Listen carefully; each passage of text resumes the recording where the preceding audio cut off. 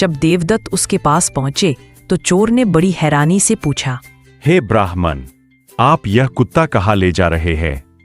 आप जानते हैं ना कि कुत्ते को घर ले जाना अपवित्र माना जाता है।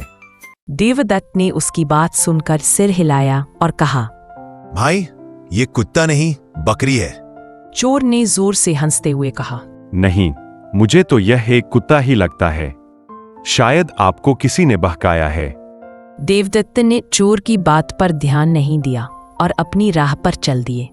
उन्हें लगा कि वह व्यक्ति शायद किसी मानसिक भ्रम में है। थोड़ी दूर चलने के बाद दूसरा चोर मिला। उसने भी वही बात दोहराई। उसने कहा, हे विद्वान ब्राह्मण, यह कैसा काम कर रहे हैं? यह गधा कहाँ ले जा रहे हैं आप? देवदत्त यह सुनकर थोड़ा चौंक गए। उन्होंने सोचा, पहले व्यक्ति ने इसे कुत्ता कहा था और अब यह व्यक्ति इसे गधा कह रहा है। क्या मेरी आंखें धोखा दे रही हैं? फिर भी उन्होंने अपनी बुद्धि पर भरोसा रखा और कहा, यह न तो कुत्ता है और न ही गधा, यह एक बकरी है। दूसरा चोर भी हंसा और बोला, अगर आप मेरी बात नहीं मानते तो आपकी मर्जी।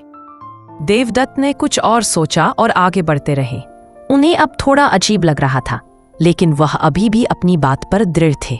कुछ देर बाद तीसरा चोर मिला। उसने एक अलग तरीके से बात शुरू की। उसने बहुत विनम्रता से कहा, ब्राह्मण जी, आप इतने ज्ञानी होकर भी एक बड़ी गलती कर रहे हैं। आप इस सुअर को कहाँ लेकर जा रहे हैं? यह तो सबसे ज्यादा अपवित्र जानवर है। अब देवदत्त का मन पूरी तरह से डोल गया।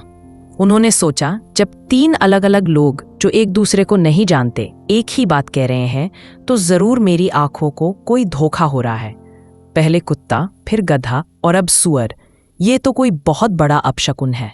डर के मारे देवदत्त ने तुरंत बकरी को वहीं छोड़कर भाग गए।